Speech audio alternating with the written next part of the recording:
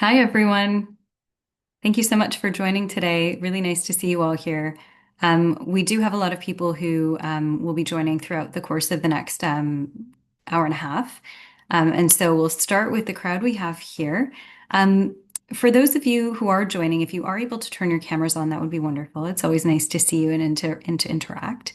Today's going to be focused on the New York 1L recruit for Canadians and students in the US who are interested. So just a quick show of hands, or you can drop it in the chat. Whether you are from a Canadian school or from a US school, you can just drop in which school you're from. And we can kind of go over some of the major highlights of the US recruit this year. There's definitely a lot of nuances to applying to New York, especially in 1L, because you don't have much to go on. The employers don't see your midterm grades at this point. They don't have a sense of your final grades. You have just begun your extracurricular journey, and not all of them will have been confirmed. For example, if you're doing mooting in second semester, you won't be able to declare that right now. And so there's a lot of detail that will be missing. So the big question is, how does a top New York firm hire a North American candidate with only 2 months of information under your belt? And how do you demonstrate that you are at the level of competence that you'd ideally want the full year to be able to demonstrate? So we'll go through some of the proxy data that they will use to kind of make inferences about the candidate you are. I will also say that unlike the Canadian recruit, the US recruit, particularly New York, because that's the focus right now, is unregulated. What that means is there is no governing body like the provincial bar associations, which will govern the dates by which you should apply, the timeline for interviews. The transparency won't be there, which also means the standardization will not be there. So for each and every single firm you intend to apply to, you will have to research the process individually and look for whether or not they require you to submit a cover letter, a resume, undergraduate grades, law school grades, to the extent that you even have midterm grades. Some schools might, as well as a writing sample. So any combination of those five documents will be required. And so each firm will have their own policy around that. The other thing to bear in mind is that unlike a centralized application system, which is typically what Canadian schools will have, and some US schools as well, each firm will have their own method for you applying. So that could be writing an email to the attention of the student director or the hiring manager, or they might have their own application portal. So please bear in mind as well, some of these firms in New York also have global offices, so offices in other parts of the world. Please make sure that when you are applying, you are specifying which office and which city you are applying to. So if it's New York, you need to make sure that you are sending it through the portal designated for New York. And if it's one centralized portal, just make sure your application materials are very clear about which city you're applying to. Throughout the process, throughout this presentation, I will leave room for you to ask questions, but if at any point you do have them, you can raise your hand. There will be a Q&A period at the end, so it's very likely your question will get answered through the course of the presentation, but in the event that something comes up and you'd like to ask immediately, you can drop it in the chat or simply raise your hand and we can go from there. The point of this is not to lecture at you, it's to provide you with the most information I can possibly offer to enable you and empower you to steer your career in the direction you want. So make use of this time and let me know if there's anything you'd like to know more about as I go through this. Are there any questions at this stage? Any preliminary questions or things that are on your mind? Okay, seeing none. Again, if it comes up, please let me know and we will get started here in a second. I will ask whether or not you are able to see the screen. Just a thumbs up if you can see this. Awesome. Thank you so much. All right. So this is brought to you by the Law School Edge. It's the coaching company I run, and it's specifically geared to the 1L New York recruit. Now, in the past, one-off students from Canada have applied to New York on their own independently and have secured a position. But what's interesting is that this year, New York firms decided that they are so eager to get top talent ahead of other firms as much as they possibly can, that instead of doing a 2L recruit, which usually takes place in the summer after 1L, they want to secure top talent a year early. So the 1L summer for some firms isn't going to mimic the 2L summer. It's actually, and in the case of Kirkland, whose application portal for New York opens November 1st, they are really offering a mini version of what you'll get in 2L for the sole purpose of securing you a year early, so that they can get top talent ahead of other firms. So not every firm is doing the 1L recruit this early, but a handful. Usually when a market mover or one firm makes a move, the market shifts with it. So now that Kirkland and a couple other firms have advertised November 1st as the date they're going to start recruiting 1Ls, basically 2Ls a year early, other firms are now going to jump on that. So expect to see a lot more job postings for 1L positions as they follow suit with Kirkland's early move. So we haven't seen this kind of movement before, in mass. And that's what makes this year so exciting and such a great opportunity for you to get to New York. So I just want to give you a bit of background on me. Really, the reason I started coaching law students is because I didn't have all of the guidance that I'm offering to you now. And I wished I had known about some of these recruitment processes, the unwritten rules of the game, and specifically for those who are women and minorities in the room or first generation law students. It can be really tough and very daunting to figure out what these firms are looking for and to know how to sort of position yourself as a good candidate. So, my background, just so you're kind of familiar with it, is that I went to the University of Toronto for my undergraduate studies and did psychology. It's a lot of where my coaching practice comes from. I did a master's in international affairs in Switzerland, and thought I wanted to go into diplomacy. But when I came back to Canada after my master's, I decided instead to go to law school and did the JD MBA program at U of T. And just like you, I was trying to figure out what my career path was going to be. I ended up getting 6 offers to New York firms, including Cravath, White and Case, Sullivan and Cromwell, which is the firm I ended up at, Sidley Austin, Sherman Sterling, and a handful of others. And what I did was I went to Sullivan and Cromwell in their New York office and then seconded to London for a year. So that's another interesting thing about New York. Once you start there, there are other offices that you can lateral over to. I then moved to a different firm for a year, Hogan Lovells in Dubai, and worked on Middle East transactions. And shortly thereafter, I left the firm and started my coaching practice. And that's what the Law School Edge has become. So today we're going to talk about why New York is such an important jurisdiction to consider for Canadians and US students alike. It is the deepest and richest legal market in the planet. Like, so anywhere in the world, especially for global conglomerates, deals pass through New York. So just the quality of the work, the client base, it's really second to none. And so if you are looking at getting top tier training, access to good clients, quality work and mentorship, New York is really the premier destination. We'll talk about the summer positions that are currently being posted, looking specifically at the details of the Kirkland offer. And then we'll also look at what makes a candidate competitive in this recruit. I'll talk to you a little bit about the format of the US resume, which can be different from other countries, including Canada. We'll go over some cover letter tips, storytelling, networking, and the application process, and then we'll have time for Q&A. So why New York? How many of you know the ways in which New York differs from other cities or even the Canadian recruit? Just a show of hands, how many of you are familiar with what New York really offers? Okay, so not seeing a lot of hands, which means that maybe there's an opportunity here for us to kind of go a little bit more in depth into why we should consider New York. And again, if there were friends or colleagues who were not able to join today, please do make sure that they get a copy of this and walk them through it because this is pretty important and I didn't know much about it when I was in first year. So here are the 5 main reasons that people apply to New York, whether you're from the US or whether you're from Canada. The first, as previously mentioned, is the world-class legal training. Look, these firms run billion-dollar deals and they get a significant portion of the deals that they process. They take a cut from that. So what that means is that as these firms accumulate influence, prestige, and obviously capital, they're able to invest that not only in the recruitment process, but also in the training curriculum that they offer to junior associates, the mentorship, and what juniors will have access to. So firms with strong deal volume and who are highly ranked tend to have more resources in general to invest in training. So whether that's bringing in legal experts, getting you better exposure to deals that come through, offering you training programs, Sullivan and Cromwell, for example, has monthly lunch and learns where a partner presents on their particular practice area, and everyone in the practice group can attend. Kirkland and Ellis has something called Kirkland University, and sort of a mini boot camp where you can go and build up skills in the particular practice area you're in.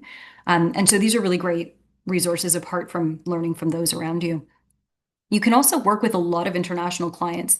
And one of the fun exercises you can do is look up the firms, look at deals they've recently done, and without a doubt, you'll find them on the front page of the Wall Street Journal, or the New York Times. So the deals you're working on tend to be large, powerful, influential, and often have some component of them that hasn't been seen before. Because after all, clients don't really come to these firms for run-of-the-mill problems.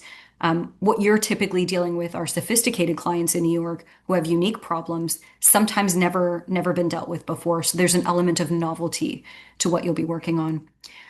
With that, obviously means that the work is quite challenging. This means that right from the get-go, unlike in Canada, you are treated like a first-year associate the day you walk through the door. So there is no articling requirement in the United States. That's specific to Canada because we follow a British model. So you're treated as a first-year associate right away. You get your hands on pretty challenging work right away, and you're expected to rise to the occasion in solving these sophisticated legal problems.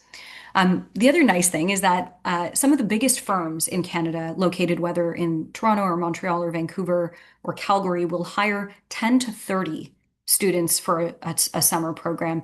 In New York, you're looking at class sizes of 50 to 200, depending on the year. And so just the sheer volume of other students around you, including associates, mid-level, senior, and partners, you have a lot more people you can learn from who are also from top tier schools and who are also incredibly talented. So it really draws talent from all over the world, and your exposure to them is as much an intrinsic part of your education and your professional training and growth as the deals you're working on. So we mentioned that there's no articling requirement. You do obviously have to write the bar for New York. Typically, it's paid for by the firm. And you write that bar, so you won't need to write it prior to graduation, but you'll write it soon after graduation. So it's the summer after your third year. So after 3L, before you start in, say, September, October, you typically write the bar in July, end of July. And so you'll begin as a first year associate. I think one of the obvious reasons to go to New York, especially if you're a Canadian student, but in general, is that there is a major difference in terms of salary. Articling students at Bay Street firms make, I would say, actually closer to 130K, 100 to 130K on the upper end. And first year associates on Bay Street can make up to $150,000. By contrast, actually, and this number has increased. It says here first year associates in New York make 225. That's actually gone up with a 20 USD bonus. That's actually gone up as well. But at a 1.35, 1.4 exchange rate, it's closer to 350K or more. So we'll take a look at actually what the more recent numbers are. For those who are in a joint program like JD MBA students, please note there are some firms that will consider your MBA program the equivalent of 1 year of work. So firms like Paul Weiss and Sidley Austin will actually give you a second year salary with second year bonus and possibly a signing bonus. And when you add all of that up, you're looking at something closer to 400,000. So it's important for you to think about the difference between 100, 150 in Canada as a first year associate. Articling may be closer to 130 versus 400,000 Canadian equivalent. It's more than triple, so it's really hard to turn that down, especially if you're somebody who has student loans or needs to support your parents. We are typically part of a generation that sometimes has to look after our parents and not just ourselves. And so if that's a consideration, New York is definitely something you want to think about. If you are interested after law school in pursuing a clerkship, this does not prevent you from applying to a New York firm. Typically, once you are hired, either as a 1L or a 2L summer student, firms will allow you to complete your clerkship, whether it's at the federal level or the provincial or state level, and then go to the firm. And in fact, that year you spend clerking can count toward your associate year or your class year, which means if you do a clerkship or two clerkships, you'll enter as the equivalent of a third year associate. If you do one clerkship, you'll enter as a second year associate. If you do a JD MBA and then clerk, you'll also be, that's considered 2 years of work experience and you'll enter as a third year. For those of you who want to stay, say, in Canada, finish your articling and then go to New York. Unfortunately, articling does not count as a year of work experience, so you would just be starting as a first year associate.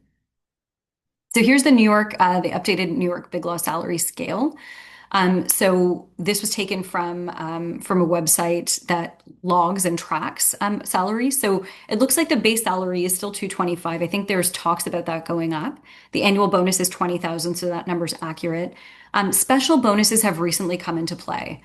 This might be an incentive for you to come to a firm or to sign. So we've got an extra 6,000 there. You add all of that up, and it's about 251,000. And then if you get a signing bonus, which is discretionary for each firm, it's usually about $10,000. So you can add that to 260 and make it 261. And that pushes it above 350K Canadian, almost closer to 400. The other thing I would say is that when you also factor in that the bar exam and bar study materials typically cost as well about $10,000 US, and that's typically paid for by the firm, it's a hidden cost that you don't have to bear. So that's something else to keep in mind that's helpful here. Second year, if you're doing a JD MBA and you're starting at second year salary, you're looking at 235 with a $10,000 special bonus, $30,000 annual, you're looking at 275 plus possibly a 10,000 signing bonus, that's 285,000 US. Times that by 1.35 or 1.4, again, you're looking at closer to 400. So it's really incomparable in terms of salary. One thing you'll also want to bear in mind is that New York salary goes up more quickly than the Canadian salary and by a larger amount. So even when you start, these aren't static numbers. For example, in 2017, when I graduated, the starting salary for a first year associate in New York was 170,000. And I think shortly after we started working, it went up to 180. And so you can see first year is at 225. So that jump from 180 to 225 is a bigger jump, even percentage wise, forget dollar amount wise, even percentage wise than what we're seeing in Canada in terms of pay raises. So you tend to get richer, even more rich over time in New York relative to Canada. So continuing on, and the reasons to apply, number four is living in New York City. For those of you who haven't been, it's just tremendous. It's a tremendous place to live. You get incredible access to arts and culture. Um, Everything from art galleries, concerts, Broadway musicals, sports matches, access to incredibly powerful individuals who might be doing presentations at the UN if you're interested in world politics. It's cosmopolitan and diverse. So every culture, every walk of life, you'll see there's no way not to belong in New York because there's such a diversity of people who live there.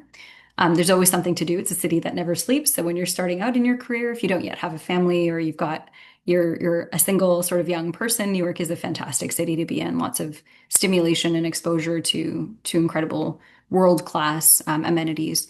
And then, of course, one of the things about working at a New York firm is that typically, if you're working late, and you will most nights past 10 p.m., firms will offer black car service, so private car service for you to get home.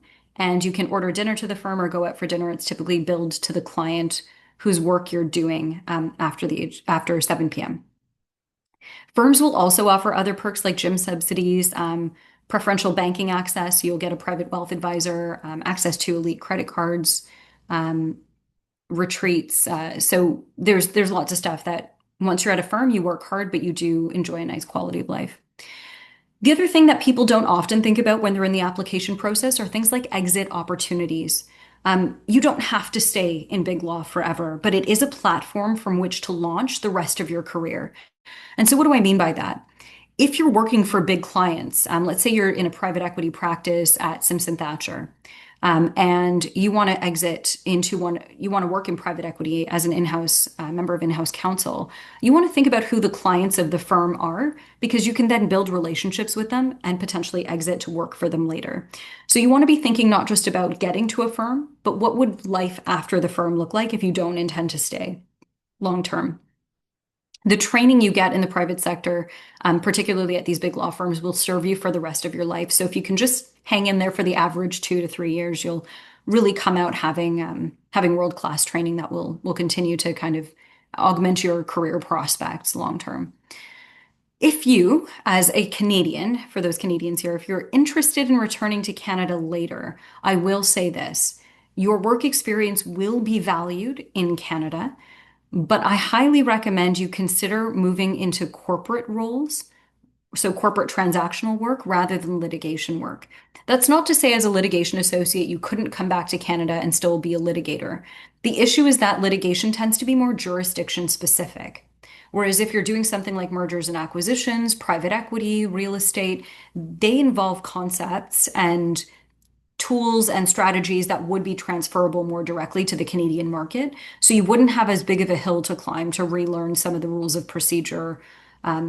And you would be able to hit the ground running a little bit more seamlessly. So just something to consider if you're planning to go to New York in the short term and then want to continue practicing law long term in Canada. A lot of people will also use their legal experience to exit into startups or the entrepreneurial space. That's becoming more common. You could also switch industry sectors. So if you start out as a lawyer, you can easily switch into investment banking, especially if you did any sort of banking and financial services. I've seen lawyers switch into investment banking, private equity practices, consulting, and advisory services.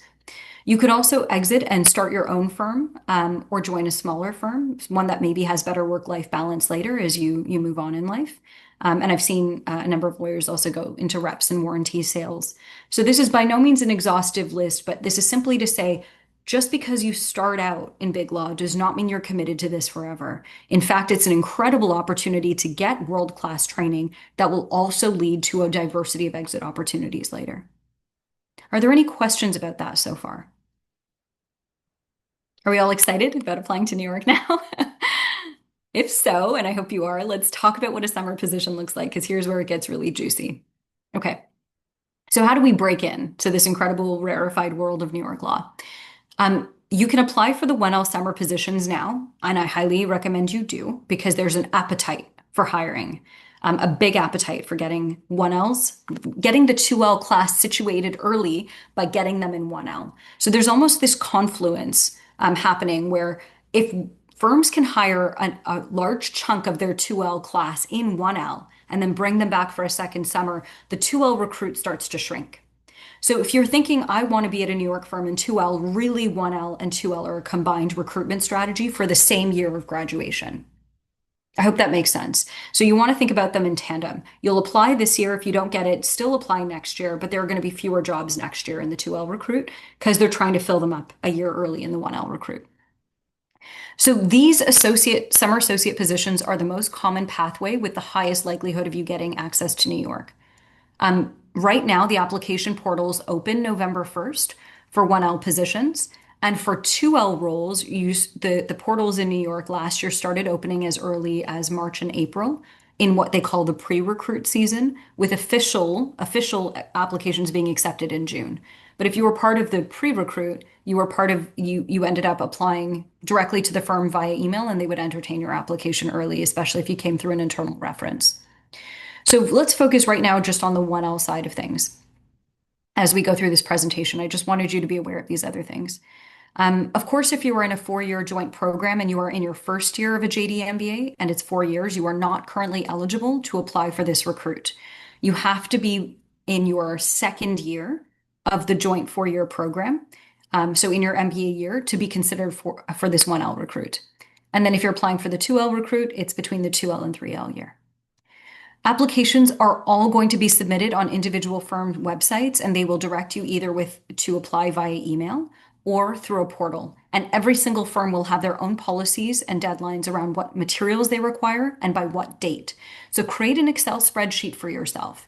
Track the name of the firm, the date applications open, the deadline by which you must submit, the application materials required, and whether it's by portal or email. So you'll want all of those categories filled in. And then you want to track once you've submitted the date of submission and then date of reply, because it'll be on you to follow up with any firms you've applied to but haven't heard back from. And I do recommend following up. You do need to kind of push them to take a look at you if they haven't done it within a few weeks. So the New York recruit moves very, very quickly. There's something that a few years ago, I'd say maybe 5 or 6 years ago, was introduced. It's a psychometric test called Suited. Now, some firms, as part of the application process, will send an automated email to you saying, thank you so much for your application. Please click on the link below to complete the Suited examination. What this basically is the firms are trying to determine whether they can figure out who is likely to get hired. So they look at historical, who gets hired historically, and they compare it to the psychometric test scores of those candidates to see, is there a correlation between who they eventually hired through the manual process of interviewing and vetting applications and what the scores were. Initially, this was done just to start collecting data to see if there was a correlation. Should a correlation be found, it's possible that suited, which is now just an optional thing that you do, and if you complete it, it doesn't currently have a bearing on whether you get hired or not. If they do find there's a high correlation between suited scores and who they hire, they will start to use that as one of the factors in determining whether you get hired. Whether or not suited will be used this year as a predictive measure, or whether it's still historical data gathering, is up to each firm. Either way, be on the lookout for the psychometric test. For those keeners in the room, there is no way to practice for this. It's not like the LSAT. It is a Mensa style logic game. They use logic games, they use word puzzles, they use logical reasoning, just like you would have seen on the LSAT. There's some math components like spot the pattern in the numbers, what number would come next based on the existing pattern, and it is timed. So there is no student I know who's finished all of the questions, and nobody gets 100%. You just do the best you can within the time parameters you're given. The other thing to note is that the earlier you apply, the better. Do not wait until the last date because students are always going to be hired on a rolling basis. So if they're planning to hire 50 1Ls, as soon as those 50 spots are done, they close the application. It doesn't matter if you were the best candidate among the lot. If they've already filled up their spots, they won't be entertaining you.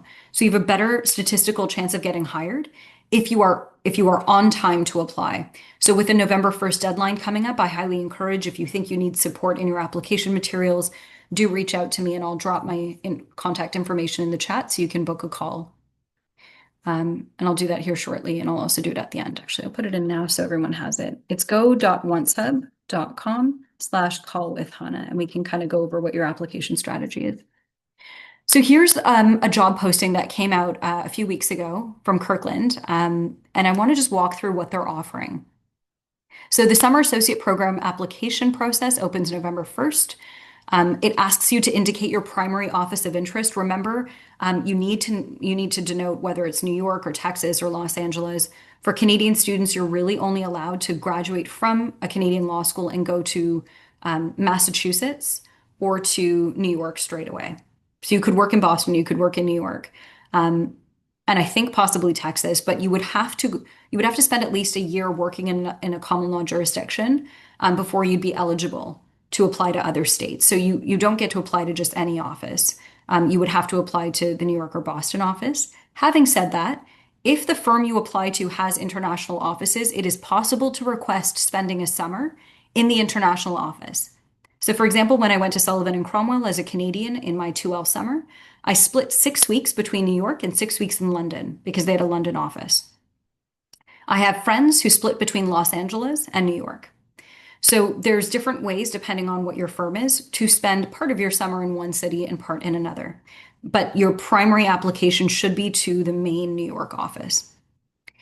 It says here very clearly, bullet 3, interviews are going to be conducted on a rolling basis and offers will be determined upon release of first semester grades. So this is where it's clear the offers are given out before your grades, but they are conditional upon receipt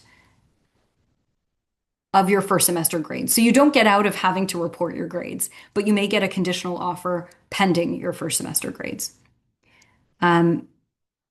If you do get an offer, you'll not only get to enjoy the initial time at Kirkland in the 1L or in several of these New York offices doing the 1L recruit, you'll be invited back for your 2L summer. So here's what they're offering. The 2L program is typically 10 weeks for New York firms.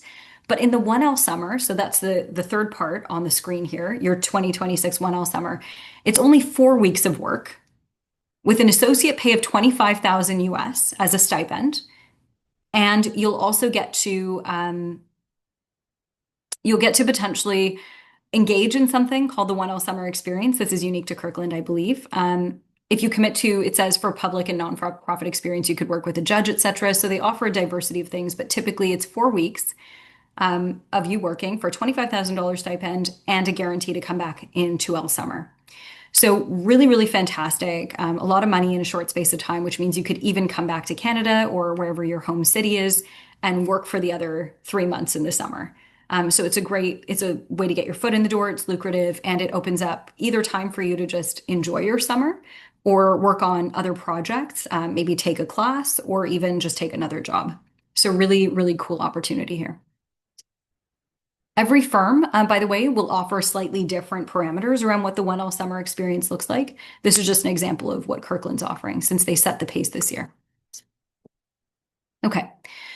So what typically happens when you're in a summer associate role? What are they going to expect of you? Even though it's only 4 weeks, this is a sample from White and Case's website around what they expect of their summer students. So you'll be expected to assist lawyers with legal research, drafting memos, and preparing legal documents, and you'll be trained on how to do some of this. Attend client meetings, negotiations, hearings, and depositions, especially if you're on the litigation side. Collaborate on case strategies and contribute to the development of legal arguments. Can you see already how sophisticated the work is, even at the 1L level? They'll also ask you potentially to support client development efforts through pitches and strategic initiatives, possibly participate in pro bono projects and community service projects that's entirely firm dependent. You'll be asked to attend training sessions to improve your legal skills. That includes workshops and networking events. And of course, you will be evaluated, even preliminarily, on anything that you produce work product wise at the firm. So you'll get feedback and guidance from mentors to support your professional growth. So great networking opportunity, lots of great exposure, and it'll set you up for success in 2L. White and Case on their website around the 1L application listed these as the requirements that they are looking for in the candidates that apply. Strong critical thinking and problem solving skills. So you already want to start thinking about how you're going to advertise this on your written application materials. Excellent academic credentials. We know that most of these offers are going to go out conditional upon you being able to demonstrate strong first semester grades. Professionalism and client readiness, and we'll talk throughout this presentation about how to demonstrate that. Drive, motivation, and a can-do attitude. An entrepreneurial and proactive mindset. What this means is that these environments are very grown up. There is no hand-holding. You will be thrown in the deep end and asked to swim. So when they say entrepreneurial and proactive, what they mean is can you get resourceful and get the job done with very little guidance? A collaborative, team-oriented approach. You will be responsible and accountable to multiple teams and multiple partners assigning work. So you're going to have to stay very, very organized and communicative. A strong commitment to client service. When you are asked to go above and beyond for the client, it's an expectation that given the amount you are being paid and the amount of perks that you are going to be willing to make the sacrifice to ensure clients are happy, even if that means working overnight, even if that means working weekends, even if that means taking last minute calls or assignments being dropped off on your desk at 5 p.m. on a Friday when you had weekend plans that you now have to cancel. This is part of the commitment to client service. And there's also dedication to building a legal career at the law firm. Law firms don't want to invest in people who are looking to exit like after their first year. They want to know that you're there for at least a few years. So do make sure that wherever you apply to, you can see yourself being for at least a few years. I just want to show you recent hiring trends on the Canadian side. This is pulled from the U of T. And the reason I pulled it from the University of Toronto is just because historically we've had the highest number of students from Canada coming from U of T going over to New York. Why this information is relevant is just to show you the sheer numbers that are being hired and which firms are tending to pull Canadians. So you'll see that S&C, Sullivan and Cromwell, tends to hire a lot of Canadians. Davis Polk, Kirkland is starting to get more aggressive, lots more appetite for hiring. So historically, last year they hired 3 students from U of T. Across Canada, I would say that number is like 3 to 5 times higher. So please don't think that the only students getting hired from Canada are U of T students. I know plenty from Queens, from Western, from Ottawa, even from, I've had students, clients of mine who have interviewed and gotten jobs from TMU, Lincoln Alexander. And of course, the Ivy Leagues across the US. Students I've worked with across the Ivy Leagues, Osgoode, students from McGill, UBC, Calgary. So there's lots of variety. But you want to think about these firms on the list because they have a history and a track record of hiring Canadians. This list is by no means exhaustive. I can provide an updated, longer list of those firms that have hired Canadians in the last 3, 4 years. There's about 20 to 30 main ones. But the ones on this list hired students from U of T last year. So it's a good place to start in terms of going on their websites and seeing if they're offering 1L summer student positions. Another interesting point to note is from 2017 till 2024, if we look at historical hiring rates, it's been increasing pretty consistently year over year. What that means is a higher proportion of Canadian law students represented, like using U of T as the highest sample size litmus test, a higher proportion of Canadian students in general are looking to go to New York, and New York is catching on to this trend.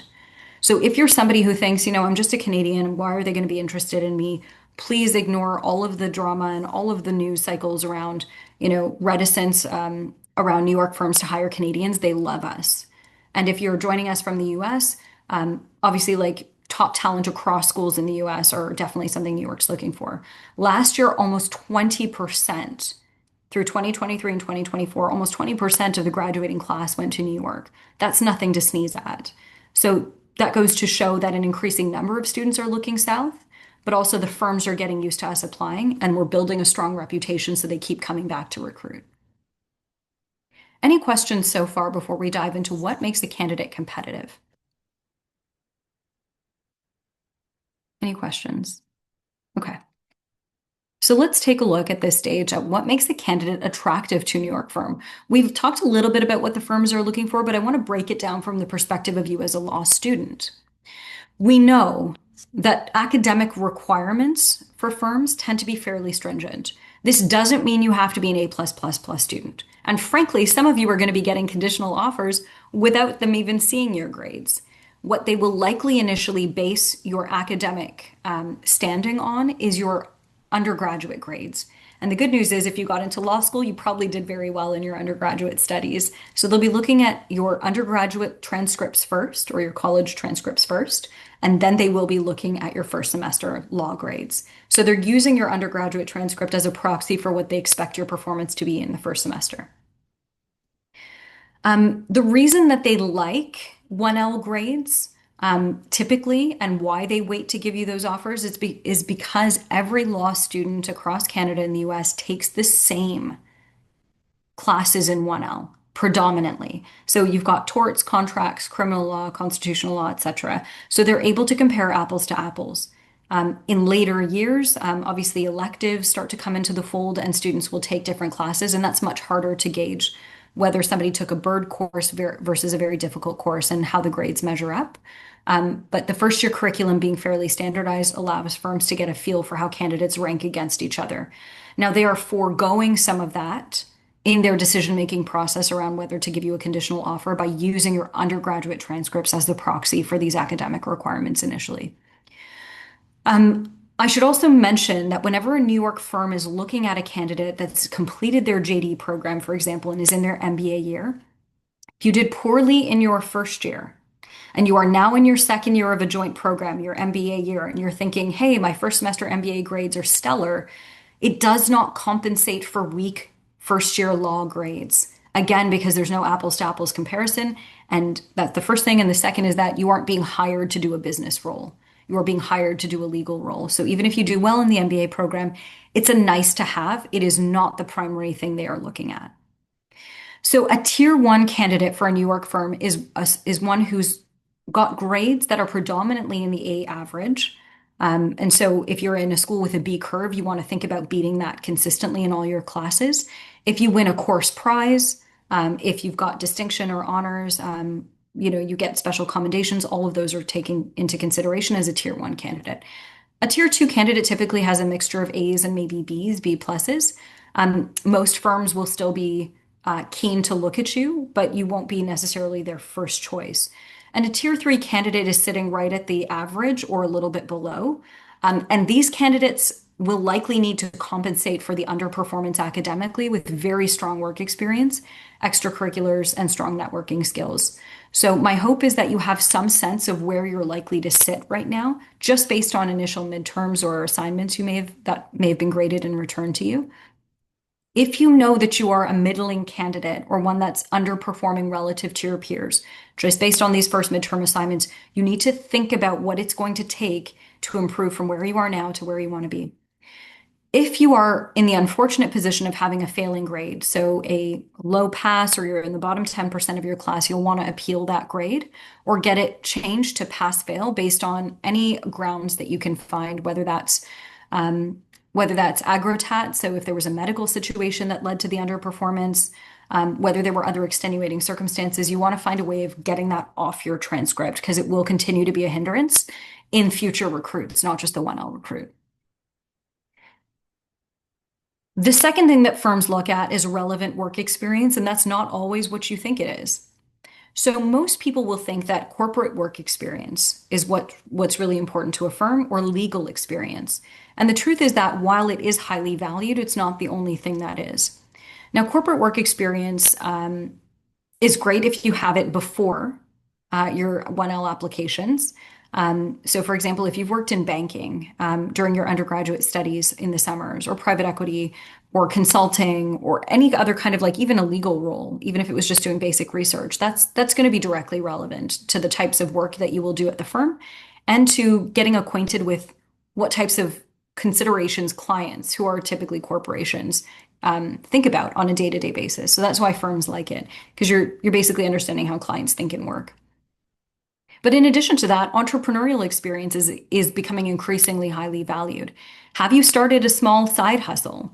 Have you worked in a startup environment before? Have you been part of an incubator? All of those are interesting for firms because it means you've worked in an environment that's highly dynamic, fast-paced, experiencing growth with high demands for output, um, and client service. You're likely having to work in an agile team, taking on multiple roles, wearing multiple hats, and you're under an environment in which there are high expectations with low levels of supervision and instruction.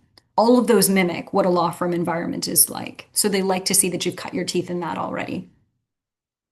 The other thing that candidates sometimes undervalue are jobs that demonstrate grit. So I don't care if you were a janitor or you worked at a restaurant as a busboy or a bus person, if you washed dishes or served at a bar or doing bartending, or you did basic menial work, you were a cashier at a grocery store. If you are able to demonstrate that you're a great team player, can do monotonous work for long hours, maintain a positive attitude, take on extra shifts, go the extra mile, all of those demonstrate grit. Often law is not very glamorous. You have to do large volumes of work that are quite tedious, and you're going to have to be able to do it at a fast pace with a high level of attention to detail and a positive attitude. So if you've already done a lot of manual labor or other things that mimic that or echo that same set of skills, you're in a good position. Regardless of what your past work experience is, you want to make sure you highlight your ability to add value no matter what the role is.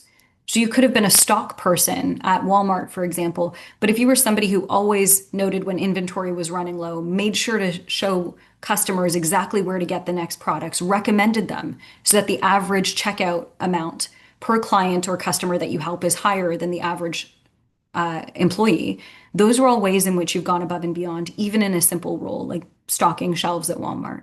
So you always want to think about what you did that went above and beyond what anyone else in the same position would have done. So we have a question in the chat. I'm not sure I understand it. Law firms have a timed exam. Okay. So there was a question about the suited exam. It's or the suited psychometric test. It's just a standardized psychometric test that they use to see how competent you are at various analytical and problem-solving skill-based questions. So there's no way to study or prepare for that. You just want to do that. You'll want to make sure that you do that as part of your application process. And so the sooner you get that done, the sooner your application is marked as complete. I hope that helps. If you have other questions about that, we can leave it to the end. Okay, so that's relevant work experience here. The third thing is obviously extracurricular involvement. They will look at what you've done based on what you put on your resume, and your resume is only one page. So you want to include extracurriculars that really cover as many of these as you possibly can. The first is law review. So unlike in Canada, where law review is something you can either just sign up for or something you put your name in the hat for if it's a lottery system, it is a very competitive selection process in the US. And so New York firms, where the student committees typically are evaluating from a US centric perspective will look very favorably on those who are part of law review, even if you are just an assistant or an associate editor. So even if all you're doing is checking footnotes and editing for grammar, it's still considered extremely prestigious. So only those typically in the US with top grades and who have passed an interview process and a written application process will get selected. So if you can get onto a law review or another legal journal as an editor or as associate editor, it's worth doing. It demonstrates that you have a keen interest in academic writing, but also that you are strong with legal research. Legal clinics are actually another thing that firms look favorably upon because it gives you real life exposure to clients and handling multiple cases at the same time. Um, it doesn't matter what the subject or practice area of the legal clinic is.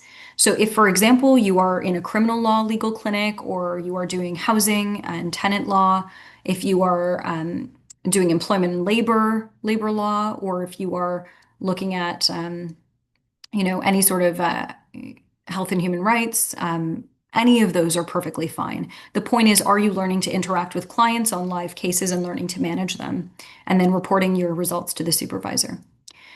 Oral advocacy, any kind of extracurriculars that involve things like mock trials, first year mooting competitions, client counseling, or negotiation competitions show that you're not just learning inside the classroom, but you're taking advantage and availing yourself of the opportunities to improve your skill set through meaningful practice. Of course, if you win any of the awards or you're a finalist, please make sure you note that on your resumes. It looks very good. And finally, anything to do with student leadership.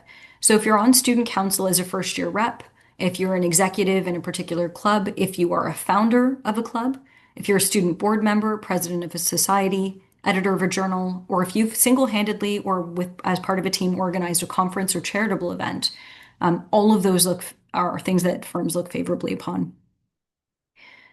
So the last thing I would say that firms really, really dial into are things like maturity and breadth. Because you start at such a high level and you do get dropped in the deep end, they don't want people who are so green that they're going to be out of place at a firm in which you are required and asked to step up right away on day one to serve clients who have extremely high demands and who certainly won't suffer somebody making mistake after mistake after mistake. Um, the expectation around maturity and breadth is not that you've done all of the assignments that you're being given at the law firm before, but rather you have the wherewithal to understand when to ask a question, when to go and find the answer yourself, how to leverage the resources around you, and how to take responsibility and radical accountability for the work product that you produce and that you can get things done on time. So, how do we demonstrate maturity and breadth? A couple things. You can talk about your travel experience, study abroad programs, and language skills, which, especially for international firms like White and Case, or even Kirkland Ellis or Paul Weiss, Sullivan and Cromwell, demonstrates cross-cultural competencies that can be leveraged for clients you work with. If you've had senior level roles as a volunteer or you've done charitable work that demonstrates civic mindedness, sometimes even that commitment over time can show that you've got maturity. Why? You're able to walk into environments with people from different backgrounds and still be able to fit in and blend into those environments. Remember, not every client looks the same and not every problem looks the same. It helps if you not only have cross cultural fluency, but also fluency working with people from different backgrounds. Prior advanced degrees also show diversity in thinking and skill set. So if you, for example, did a master's degree like I did before coming to law school, that counts in your favor. So that could have been a master's in economics, or in my case, international affairs. You could have done an engineering master's. You could have done a PhD. You could be doing a medical degree concurrently. Whatever that is, whether prior or in tandem with law school, maturity and breadth can be demonstrated through diversity of academic background. Um, this one is a little more sensitive, so I'm going to ask you to exercise some discretion and judgment around it. But if you have gone through difficult experiences in your life, if you've overcome adversity, for example, a disability or an injury, or you were a refugee to Canada or the US, or you're a first generation student, you can decide when and how to disclose that. It could be through a cover letter, it could be something you mention in an interview. However, you choose to do it, always position it from the perspective of you having built resilience and strength, not from the position of wanting a handout or a victimhood or of self-pity. That's not the perspective. It's I went through this and here's what I learned. I overcame this, and here's how it's helped me continue to grow and overcome adversity later in my life. So, overcoming adversity can really work to your advantage depending on how you frame it. And again, that's something that if you want help with, you can book a call with me and we can go over that. If you belong to an affinity or community group that really helps demonstrate your passion, your purpose, or your motivation, you may want to talk about that as well because they like to see the person behind the law school image. And then any chance you get, again, through cover letter, resume, or in the interview, to articulate your vision around why you want to be at the firm, it can be an opportunity to show that you have thought in a mature and deliberate way about why working at that firm is the natural, organic next step in the development of your professional life based on all the things you've done before. And if your story is compelling and intuitive enough, the firm shouldn't be left wondering, based on all of these other experiences, why are you applying here? It should feel like, of course, you're applying here. Of course, this is the next step for you. Of course, all of these transferable skills have amounted to you wanting further stimulation, and you're not going to be able to get it in any other role than by coming here. You want it to feel that obvious. And this is all where story crafting and storytelling comes in. So I want to quickly go over what the parameters are for the New York or the US style of resume. Before I do, are there any questions at this stage? Okay, we'll continue on what the US resume looks like. Now, for those of you who are from Canadian schools, there is a major difference between the New York versus the Canadian resume. In Canada, you have up to 2 pages to get your case across. That's a lot of room. It means you can be a bit more detailed in your extracurriculars around your volunteer and community service, your interests, any certifications you've done, and you can be a bit more, you can elaborate more on the work experiences you've had dating back further than 5 years. In New York, because you only have 1 page, you have to get very, very concise. I would highly recommend you only focus on the work experiences dating back historically in the last 5 years, unless there's something incredibly compelling further back in the past than that. So maybe you built and sold a business. Maybe you were a manager of a store that you worked your way up at. And you really want to explain that that was a leadership role that you took on that was more than 5 years ago. If you are a mature student and you've had like 10 years of work experience prior to law school, you may want to harken back to some of that work experience too. So use your judgment, but typically it's about 5 years historical. The same goes for extracurriculars. It is also very important that in your resume, you don't just state generally the tasks you did, but you try and use quantifiable metrics as well. And we can get into some of what that looks like. Quantifiable metrics helps firms objectively evaluate the seriousness and the prestige and the level of depth around what you did. So for example, we're not just talking about the dates and the years in which you did something, but and the duration, but also things like the dollar value if you got scholarships, or the if you won a competition, how many teams participated? If you improved efficiency at an office that you worked at, by what percentage? To the extent that you can assign numbers or quantifiable metrics to any of the tasks that you note on your resume, this is going to help you tremendously. Remember as well that when you are writing out your bullets, you want to make sure that you focus on impact and results, not simply the task you did. So in other words, why does it matter? And we'll get into that a little bit more as well. You also want to demonstrate diversity and breadth in the skills that you've gained. And this is a great opportunity in the interest section to highlight what you enjoy doing outside of school and work so that they can gain insight into your personality as well. People don't want to just work with people who are competent. They want to work with people who are interesting as well. So one of the things that we can do following this presentation is along with the recording, I can send you a sample copy of what a US resume looks like, but here's a screenshot for now of just the first half of the resume. So it's fairly tightly sort of formatted. You'll get your name at the top, your address, education section is really going to focus not just on the degrees you pursued, but on any sort of defining features in the extracurricular or the grade space that really characterize the extent to which you succeeded in that educational endeavor. So for example, with law school, you'll want to note down if you're on a journal, if you're doing mooting, if you've received any honors, or you're participating in any leadership roles. These suggested categories are not exhaustive and they're not mutually exclusive. So you can take things that are listed in the undergraduate section and pull it up into law. You can take anything in law that's relevant to undergrad, mix and match, make up your own categories if you want. On the undergraduate side, we see things like GPA, honors, awards, activities. If you did a thesis, if you were doing an honors undergraduate study, then you'll want to name the title of your thesis. If you studied abroad, you'll want to note that, including the GPA. If these categories don't apply to you, don't include them. If they do apply, feel free to mix and match and move them around. The idea is you want the firms very quickly, very early on in your resume to get a snapshot of what you spend your time doing and what skills you've invested in building. Under the work experience side, what I've noticed is that if you use size 11 font and if you kind of use tighter margins, you can get a maximum of about 4 work experiences on your resume. And so what that means is you're going to have to get really, really concise about which 4 you want to choose. Typically, the most recent tends to be the most relevant. So you'll want to absolutely list what you did last year and the year before, so the 2 most recent years, and then you have some room to play over what the other 2 might be. You should ideally have about at least 3 bullets per work experience, 1 or 2 lines each, focusing on impact and results. So don't just list the responsibilities that you had, but what was the outcome? And again, use quantifiable metrics where possible. I have often in the past suggested that if you do have more of a rich work experience background to talk about, you can cut out the community service side of things and just focus on work experience. But for those of you who have really substantial community service in your repertoire or in your background and you want to highlight that, you can add in this extra section. So it's up to you. You decide what's going to put you in the best light. You really do only have 1 page to sell yourself.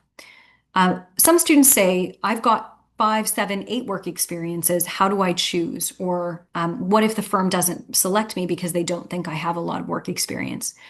Please remember that the firms have not asked you for a curriculum vitae. They have not asked you for a list of absolutely every single job you've ever had and every experience you've ever had and every extracurricular. A resume, by its very nature, is a summary of only that which is the most pertinent and relevant when it comes to applying for your job. So they know that there's information that won't be on here, that will have been cut out. You are giving them a curated view on what is most important and relevant for deciding whether or not you should be hired. So don't get overly attached to the things you aren't able to include. They understand that you are not showing them everything you've ever done, only the things that are the most relevant to getting the position. So that's a matter of judgment and discretion. And again, something I'm happy to help my clients with. So if you feel like you need guidance, please book a call with me. The final section is language skills and interests. You can list down languages you speak, certifications you have, or just things that you enjoy doing, whether that's reading fiction, watching Broadway musicals, attending sports matches, whatever it is that really represents the breadth of who you are and what you enjoy doing, feel free to include here. This section, while seemingly fluffy, is actually the starting point for most conversations in an interview. So don't write anything down you aren't willing to speak about in depth or don't have an interesting anecdote to refer to. This grading rubric is one that I'll briefly review, but it has helped a lot of my clients in the past elevate the level of their writing in their resumes. So D, I sort of consider A, B, C, D similar to a grading system. A D grade, which is the lowest, would just simply be a bullet that's overly general. An example would be reviewed documents and attended client meetings. We don't have a lot of detail in that, and we certainly can't tell the difference between a superstar who worked in a job reviewing documents and attending client meetings or somebody who did the bare minimum. There's just not enough detail here to know if you're one of my star candidates or if you're somebody who's just, clocking in, doing only that which is absolutely necessary, and then leaving as quickly as possible.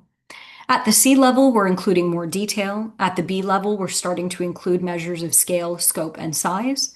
And at the A level, we're actually starting to incorporate impact and results. The so what factor. If a firm can't determine why what you did mattered and connect it to the end result in a coherent way, it falls apart. So you don't just want to talk about the tasks you did. You want to connect it in a chain of causality to the result at the end. So by reviewing 100 lease agreements and then therefore spotting potential liabilities, the client was able to get 300 million saved on the largest real estate transaction in this example. So we want to connect what we did with what the results were in as clear a way as possible, using quantifiable metrics, using clear language, using detail. That's really what the grading rubric comes down to.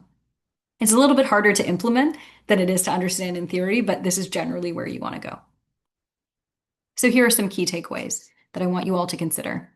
Hiring committees are always composed of experienced individuals who are able to detect substance from padding. And especially in a one-page resume, you do not want to use any fluff, get to the point, and do it quickly. Be direct and do not wallpaper over any perceived weaknesses or flaws. Just have a really good answer. So, for example, if you have a gap in your timeline or areas that are not as substantive, then you want to explain either in the interview or the cover letter, if you're given the opportunity to submit one, why that is. So, for example, if you took a year off school to look after a sick parent, don't just leave the gap there. Explain that if you need to. If you have weak extracurriculars because you're working a part-time job, explain the time demand of the part-time or even full-time job that you're carrying while you're in school that offsets the deficit of leadership roles you might be taking on in law school. It is important that before you get to the actual writing process, you think about your narrative first and then choose what information to highlight. So this is not an information dump. The resume is a very carefully curated, almost think about like an art gallery. You may have 100 pieces of art, but you can only display 10. You want to be very intentional about what the themes are and then curate the resume accordingly to convey that theme.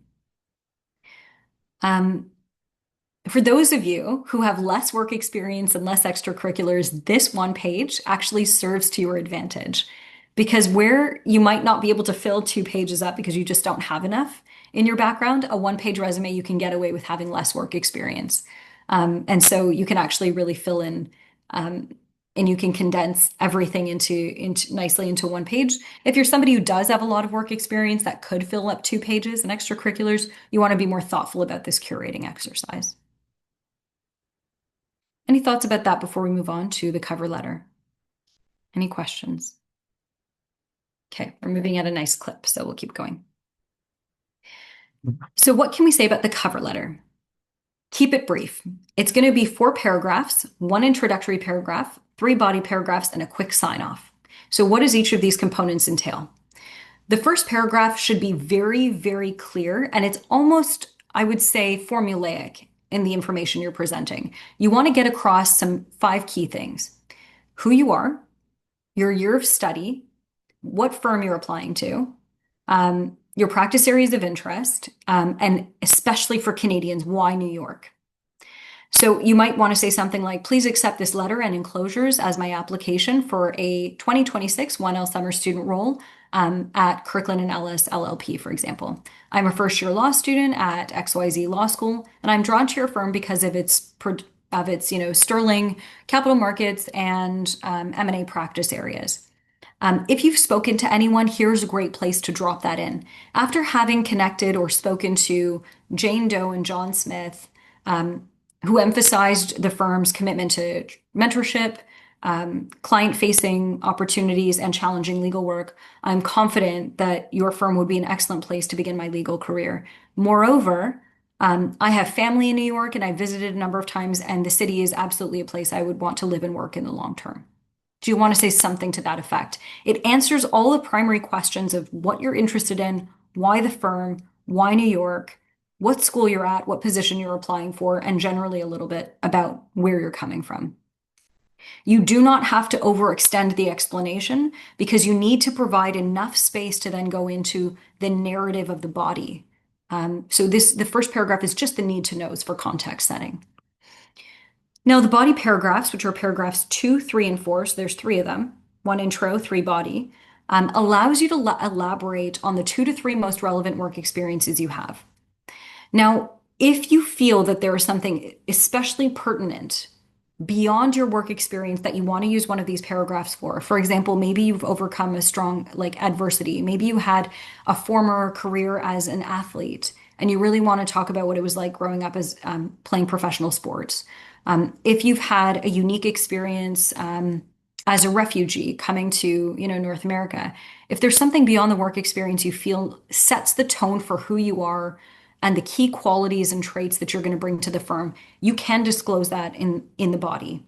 But you've got to decide, does that weigh more than you just going into 2 to 3 relevant work experiences and driving home all the transferable skills and experiences that you've gained? Please remember that your cover letter is not just a narration of your resume. I want you to think about the difference between, say, a bullet on your resume is, I won 5 gold medals at the Olympics. Okay. In a cover letter, you don't just simply state, I went to the Olympics and I won 5 gold medals. I want you to think about the cover letter as the behind the scenes documentary of how you got to the Olympics. So how many hours a week did you train? What sort of other schedules did you have to balance with your training? What were some of the adversities you overcame on the road to the Olympic Games? What were some of the struggles you faced and how did you overcome them? Give them the meat of the story and the journey behind it. Because it's in revealing the skills and the fortitude that you built over time that they really come to understand how you get the results you get. Not just that you got them, but what underlies it, because the results aren't what they are hiring you for. It's your ability and the process you use to get results that's being transferred to the firm. The firm doesn't have any use for 5 gold medals, but they do have a use for somebody who's disciplined, has strong work ethic, doesn't quit easily when things get hard, works well in teams, and is absolutely willing to be growth oriented and continues to improve day after day after day because they are intrinsically motivated by success. Does that make sense? It's the story behind the results, not the results themselves. This is the key difference between the cover letter and the resume. Um, do not feel that you have to cover absolutely everything that's mentioned in the resume. Select stories, 2 to 3 select stories, behind the scenes, sort of look at how you've become the person you've become through the lens of the work experiences you've had. Pick 2 to 3 and make those your body paragraphs. Make sure it's obviously readable, concise, and follows a logical flow. Typically, one of the easiest ways to do your body paragraphs is to go in chronological order. 2 years ago, I did this and built this skill set. Last year, 2 years ago, 3 years ago, I did this. 2 years ago, I did this. Gained this skill, wanted more of this. So then last year I did this, which amplified and built upon the skills I'd gained while filling in these other gaps. And the natural next step for me is to be at your firm where I can bring all these transferable skills together and actually and continue to grow my professional platform. So ideally, a successful cover letter is going to be one in which your character is revealed, not just the work you've done. They want to know the person behind the story. So there's an example here. You can take a screenshot. This is what I used in my application many, many years ago. I wouldn't say it's like an A+++ thing, but it got me interviews at 9 firms and I took offers at 6 and canceled a bunch of others. So it kind of follows that chronological flow. The concluding paragraph, which is right at the bottom of your body paragraph, is very, very short. Together, these experiences lend themselves well to a position at your firm.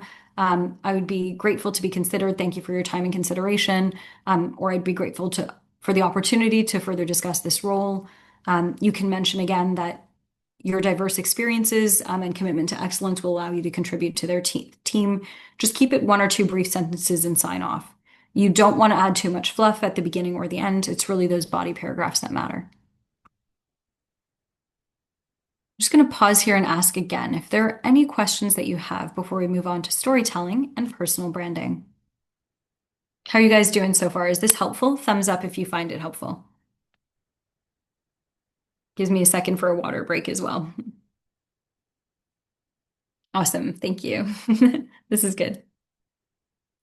Okay, so the art of storytelling, let's get into that because this is going to be quite important. When you're thinking of applying to New York, I want you to know that human beings are typically motivated to make decisions based on how they feel and not what they think. I don't care how rational we think we are. More often than not, we are driven to do things, whether it's to produce quality work, to put effort into our schoolwork, into our relationships. And certainly when we make decisions, it's always emotionally motivated. And the post facto justification for that decision then relies on data. So we tend to feel and are motivated first to make decisions, and then we justify it after with the data. So this is something we can take advantage of in this process by telling good stories that evoke an emotional response from the people who we are submitting our applications to and who we are interviewing in front of. Any good story, whether it's in an interview setting or told in a cover letter, typically involves a hero, a character who embarks on a journey through which they overcome obstacles to become a better version of themselves. These hero stories that you can come up with are really an opportunity for you to reframe any weaknesses, gaps, things like low grades or less substantial work experience in a way that's favorable by minimizing them and emphasizing what you did instead. So, for example, if you couldn't do as many extracurriculars because you were working a full-time job or took a year off school because you were looking after a sick relative, emphasize the thing you did instead of what you didn't do. Frame the narrative always in a way that highlights your strengths and helps your audience understand your passion and your sense of purpose. The idea behind any storytelling exercise, again, whether written or verbal, is to persuade your audience to champion your version of how things unfolded and your vision for the future, in which the city and the firm you're applying to are the ones that they agree is the place that you belong.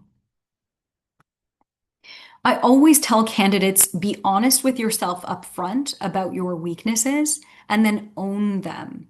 So, again, whether you're drafting your resume, your cover letter, or preparing for interviews, because this New York process moves fast, your confidence isn't going to be based on you being perfect. Confidence is your ability in the interview process to own your weaknesses with a high degree of integrity and to reframe the narrative toward what you learned and how you're improving upon those weaknesses. And by the way, the most confident people aren't the ones who always have the answers. They're actually the ones with the courage to say, I don't know, but I'm willing to look that up and find out. Or I didn't get that right, but here's what I learned and why I won't make that mistake again. So I want you to think about that angle every time you hear that little voice in your head saying, maybe I'm not good enough to apply to New York. Maybe I'm not competitive enough. It's not true. It's just a matter of reframing your narrative. I know and have worked with personally plenty of students with average grades who had a compelling story, and that's what helped them secure a role at a top firm. Again, grades can be explained away by demonstrating how you've improved over time. So you can look at historical improvements, or you can say, your grades were weak because you were in the learning process of 1L, but that you're going to come back from it just like you did in undergrad, or you are also working a full-time job, and that should be taken into consideration. And same with work experience. What volunteer or unpaid work did you do that you could use to sort of amplify your resume? And if extracurriculars are your weakness, think about what else you were spending your time doing and really focus on that.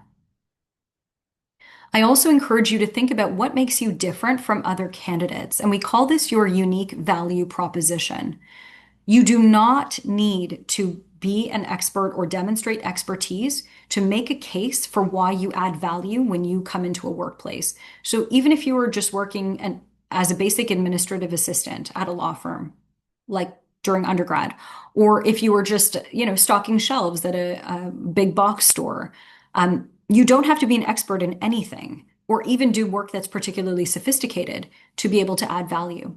So the question you should ask yourself is when you take on a job, project, or task, what are you able to consistently contribute to achieving the outcome? Another question you may want to ask yourself is what does the firm need to walk away knowing about you to make a clear decision as to whether to hire you or not? What is the one thing or two things at most they have to know in order for them to have an informed sense of what you bring to the table?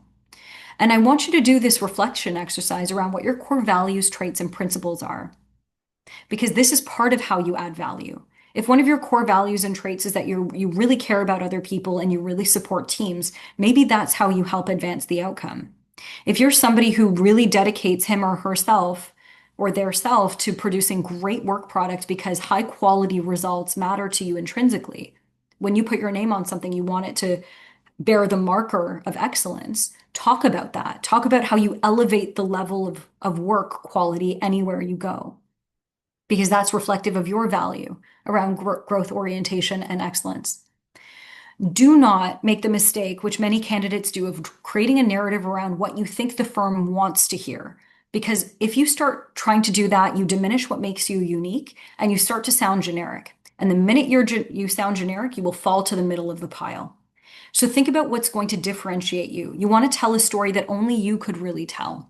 So something that really relates to the heart of who you are. And there's only one of you. So you are inherently unique. Make sure that is demonstrated and displayed through your application materials.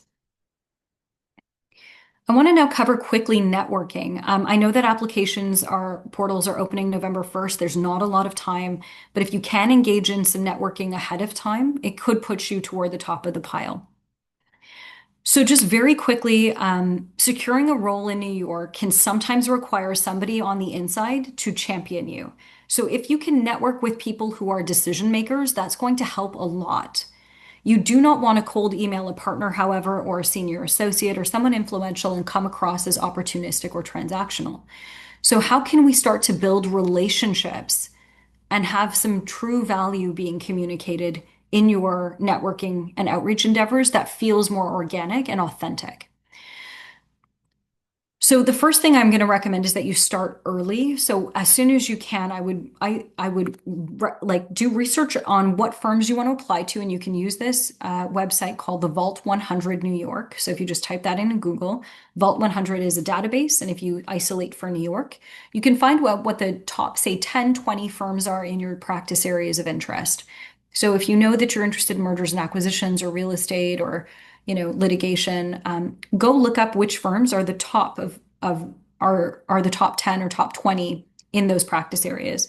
Now, if you're somebody who, like me, didn't know which practice areas she was most interested in, you'll want to go on some of these websites, say check out Paul Weiss or Kirkland Ellis or White and Case, and actually look at what the descriptions are in each of the practice areas on their website. What does a real estate lawyer do? What does a privacy lawyer do? What does a private equity lawyer do? And once you've decided what practice areas sound the most interesting, I would look up which firms in New York are in the top 20 for those practice areas, and then which individuals came from either your law school and reach out to them, or which ones have something in common. So maybe they come from a similar background, maybe they just look like they have an interesting career trajectory that matches the types of clients you would want to work with or the types of deals you would want to do. And then reach out to those individuals and say, look, I came across your profile on the website. I'm also interested in pursuing a career in this XYZ area. I notice your firm is accepting applications for 1L positions, and I'd really love to chat with you about what your experience is like at the firm to get a better sense of it.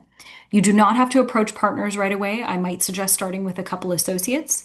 And if they are willing to give you their time, it's possible that they'd be willing to pass your resume along to a partner or to the student director or somebody in HR. If you are not at that point in the relationship, just from an initial call in which you feel comfortable sending them your application materials, then simply ask if you can reference their name in the cover letter, and that should be enough.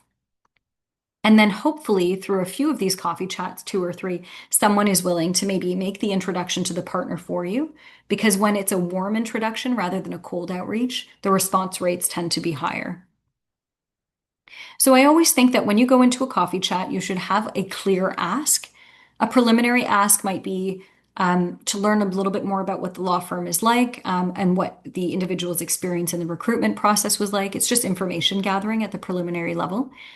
If you have a stronger relationship with some of the people you're talking to, either it's your second or third interaction, or you know them through they're an alum from your school, and so there's more of a kinship relationship, you may want to ask them whether they would be willing to refer you to a partner or make an introduction to other associates. And if it's a very established relationship or one you feel comfortable with, you may ask them to review your resume and cover letter or to forward it along to the talent officer. So, in terms of the application and interview process, as previously mentioned, you'll want to submit your application on time directly to the firm, either via the website or a particular portal. And they'll tell you on the website what the instructions are for applying. Please, please follow those instructions carefully. If you submit the wrong information, if you get the wrong email address, if you submit to the portal at the wrong time, or don't specify the office in which you want to work, your application is going to be tossed. So do follow those instructions to a T. Some law schools will engage in on-campus interviews. Those are select schools only. So if your career office is not mentioned that they are conducting on-campus interviews for the New York 1L recruit, do not rely on that. You could also, if you've got contacts at New York firms, you could ask one of them to pass along your resume internally as an internal referral. But even then, my recommendation is just double up and take extra precaution and still submit through the normal formal channels of applying on the portal and via email. But if someone is willing to pass your resume along to HR and HR reaches out, you can assume they've received your application. I also recommend that because you're likely to be applying to a fair number of firms, You'll want to create an Excel tracker that really specifies the firm, the date that the application's open, whether or not you've applied, the method of application, and the links for how to apply. So this is just a quick example of it. Any data you need to keep track of where you've applied by which date and whether you need to follow up is going to be helpful because there is no centralized system and no one else is going to keep track of this for you. So once you've applied, you can expect to hear back from firms within 1 or 2 weeks with what they call a first round or a screening interview. This tends to be 20 to 30 minutes and is typically done over Zoom. Anything on your resume is fair game, so you'll want to know every single bullet on your resume. You will also have to have a very clear and compelling narrative for why you're going to New York, why you want that firm, and how it fits into the trajectory of your historical experiences. So you've really got to connect the dots backward and make sense of why you're applying to the firm. Um, New York's a bunch of sharpshooters. They are going to be very direct about asking you about your weaknesses, why you had a particular set of grades. If you had a hiccup in undergrad and failed one of your classes or had to retake a course or got a C or a D, they may ask you what caused that. And, how did you come back from it? They'll want to basically suss out any potential liabilities in your application and make sure that you can address it maturely and that you've learned from it. At the very basic level, in 20 to 30 minutes, they need to know, why are you interested in coming to New York? Why that firm? What practice areas you're interested in? Who you are and what motivates you, and then speak competently to your work experience. The second and final round interview can happen virtually, but typically involves you flying to New York to meet with the firm. I always recommend that you go and visit a firm in person before deciding whether to work there. So if they give you the option of coming to New York to interview with them for the final round, please go do it. You want to visit the office. You want to see what it's like in person. You want to check out the neighborhood. You want to see how people interact around the office.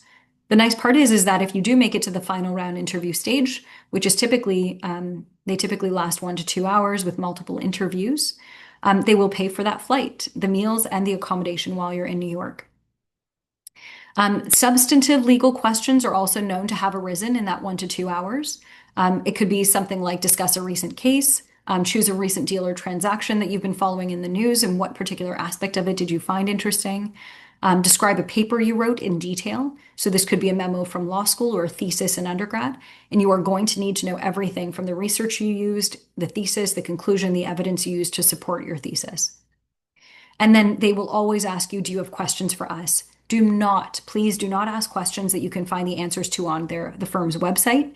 You want to ask things that generate healthy, organic conversation, and that really speaks to the heart of what the firm does. So, for example, you could ask a partner or an associate, can you speak to a recent deal you worked on? What you found most interesting about it? Or what did the junior on that file do? And how did they learn and gain exposure through the interaction? You could also ask what practice areas in the firm are growing, or how are client expectations in your practice area evolving over time? Things that stimulate discussion and that, have more nuanced answers rather than, does your firm have a mentorship program, which tends to be a little bit flat and boring. Ultimately, here are the following keys to success. Manage your expectations in this process and get ready for what the reality of working in New York is like. It's a fast-paced, competitive environment, and it's mentally very tiring. So you're going to have to be mentally ready for this. The hours can be long. You are expected to be like golden handcuffs on call 24/7. And it does mean you're likely going to have to sacrifice things like sleep, your personal life, social life. But if you're ready to make that commitment, the trade-offs are quite valuable from a professional development standpoint. Throughout this process, ground yourself in knowing that your worth doesn't depend on whether you get this job or not. Be confident in who you are. Know yourself, and it will serve you throughout. If you know that you have weaknesses from now that need to be worked on, go ahead and work on them, whether that's attention to detail, meeting tight deadlines, procrastination, staying organized. Develop your skills from now so that you can hit the ground running when you go. And if you do feel like you need support through this process, please reach out and seek coaching and guidance to ensure you're set up for success. So here are your next steps.